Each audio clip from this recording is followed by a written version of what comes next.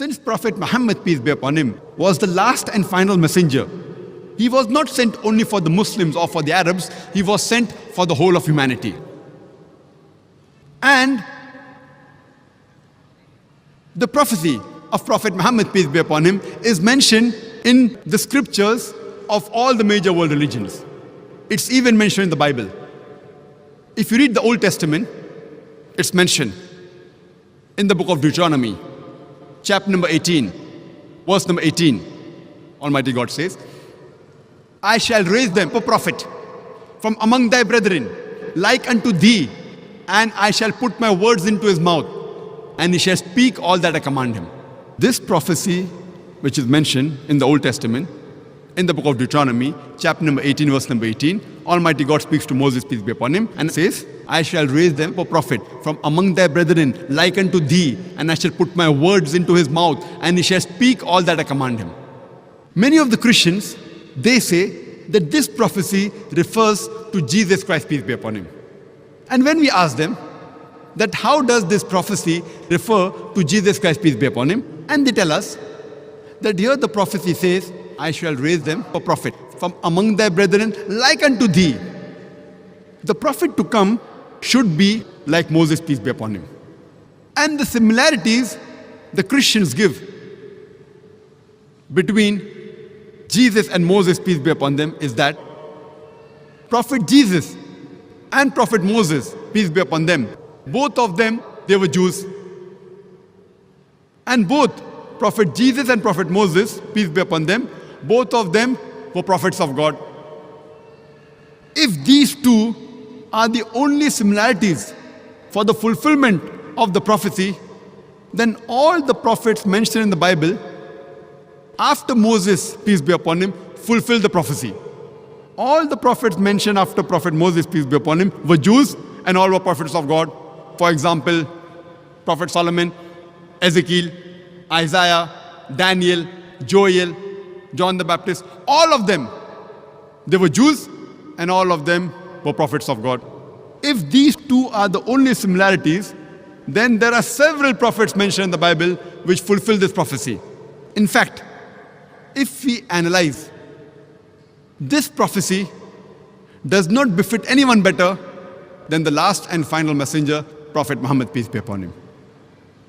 If we analyze Prophet Moses and Prophet Muhammad, peace be upon them, both of them were born naturally. They had a mother and they had a father. But Jesus Christ, peace be upon him, he was born miraculously without any male intervention. He had a mother, but he had no father. And it is mentioned in the Quran about his birth, in Surah Al-Imran, chapter number 3, verse number 47. It's also mentioned in the Bible, in the Gospel of Matthew, chapter number 1, verse number 18, and the Gospel of Luke, chapter number 1, verse number 35, that he was born miraculously, without any male intervention. So if we analyze, Prophet Muhammad, peace be upon him, is like Prophet Moses, peace be upon him. And Prophet Jesus, peace be upon him, is unlike Prophet Moses, peace be upon him. Furthermore, we know that Prophet Muhammad and Prophet Moses, peace be upon them, both of them, they were married and they had children. But according to the Bible, Jesus Christ, peace be upon him, he was not married and he had no children. So Muhammad, peace be upon him, is like Moses, peace be upon him, and Jesus, peace be upon him, is unlike Moses, peace be upon him. Further, when we read the Quran and the Bible, we come to know that Moses, peace be upon him, he had a natural death. Same like Prophet Muhammad, peace be upon him. He too had a natural death. But Jesus Christ, peace be upon him, he did not have a natural death. According to the Quran, in Surah Nisa, chapter number 4, verse number 158, he was raised up alive. And according to the Bible also, it is the same. But many Christians say that he was crucified. Even if we agree what they say, though I've given a talk proving from the Bible that Jesus Christ, peace be upon him, he was not crucified, irrespective whether he was raised up alive or whether he was crucified, he did not die a natural death. So if we analyze, we come to know that Muhammad, peace be upon him, is like Moses, peace be upon him. And Prophet Jesus, peace be upon him, is unlike Moses, peace be upon him. Further, we come to know from the Quran and the Bible that Prophet Moses and Prophet Muhammad, peace be upon them, both of them were accepted by the people as a whole. But Jesus Christ, peace be upon him, he was not accepted by the people as a whole. It's mentioned in the Gospel of John, chapter number 1, verse number 11. He came to his own and his own people forsook him. So he was not accepted by his people as a whole. Furthermore, Moses and Muhammad, peace be upon them, they were worldly kings. That means they could give the punishment of life and death to whoever they wanted. They had that power.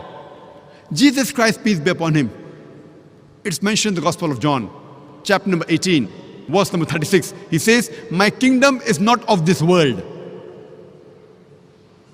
And furthermore, Moses and Muhammad, peace be upon them, both of them, they brought a new law. But Jesus Christ, peace be upon him, he did not bring a new law. He came to confirm the previous law. As what is mentioned clearly in the Quran, in Surah Saf, chapter number 61, verse number 6, that Jesus Christ, peace be upon him, the son of Mary, he said to the children of Israel, Ya Bani Israel, O children of Israel, I have been sent as a messenger to you, confirming the law what has come before me, and giving glad tidings of a messenger to come, whose name shall be Ahmad, which is another name of Prophet Muhammad, peace be upon him. It's also mentioned in the Quran, in Surah Araf, chapter number 7, verse number 157. It says, they follow the messenger, the unlettered prophet, which is mentioned in the scriptures, the law and the gospel. So when we read the Quran, it says that it will be prophesied in the scriptures, in the law and the gospel, about the coming of Muhammad sallallahu alaihi wasallam. So Prophet Muhammad sallallahu alaihi wasallam has been prophesied in the Old Testament, in the book of Deuteronomy, chapter number 18, verse number 18. And further it's mentioned in the book of Deuteronomy, chapter number 18, verse number 19, that anyone who does not hearken to his words, I will require of him. Some translations say, I will take revenge. That means anyone who does not follow this messenger to come, Almighty God will take revenge from these people. It's further mentioned in the Old Testament, in the book of Isaiah, chapter number 29, verse number 12. It says, the book will be given to him who's not learned, and it will be said, pray, read this, and he will say, I am not learned. And this is exactly what happened when the first revelation came to the last and final messenger, Prophet Muhammad sallallahu alaihi wasallam. And we know from history that when Prophet Muhammad, peace be upon him, went to Jabal Nur, Ghar Hira, there when the first revelation was brought by Archangel Gabriel, and he said, Ikra. Our Prophet Muhammad sallallahu alaihi wasallam said, Ma ana biqari, I am not learned. This is exactly the fulfillment of the prophecy mentioned in the book of Isaiah, chapter number 29, verse number 12, that when the book will be given to him who is not learned, and it will be said, pray, read this, he will say, I am not learned. And this is exactly what Prophet Muhammad sallallahu alaihi wasallam said, Ma ana biqari, I am not learned. Even the name of Prophet Muhammad, peace be upon him, is mentioned in the Old Testament. It's mentioned in the book of Solomon, chapter number 5, verse number 16. Hikko mamitakim vikulli Muhammadim zaidudi zairai vaina Jerusalem. It's a Hebrew quotation which says, Hikko mamitakim vikulli Muhammadim. The translation which means that his mouth is more sweet. He's altogether lovely. He's my beloved. He's my friend, O daughters of Jerusalem. But the Hebrew quotation is, Hikko mamitakim vikulli Muhammadim. In Semitic languages, normally, usually, im is added as a respect. So to the name Muhammad is added Muhammadim, im, so it becomes Muhammadim. So he is mentioned by name in the original manuscript, but they translate the proper noun to altogether lovely. So when you read the translation of the Bible, you don't realize that Prophet Muhammad, peace be upon him, his name is mentioned in the Bible. Time doesn't permit us to go into all the details of the prophecies. But Prophet Muhammad, peace be upon him, is even mentioned in the New Testament. It's mentioned in the Gospel of John, chapter number 14, verse number 16. Jesus Christ, peace be upon him, says that I will pray to my Father, I'll pray to Almighty God to send you a comforter. It's further mentioned in the Gospel of John, chapter number 15, verse number 26. And when I pray to my Father, and when He sends you a comforter, He will abide with you forever. It's further mentioned in the Gospel of John, chapter number 16, verse number 7. Nevertheless, I tell you the truth. It is expedient for you that I go away. For if I go not away, the comforter shall not come. For if I depart, shall I send him. Jesus Christ, peace be upon him, says that nevertheless, it is expedient for you that I go away.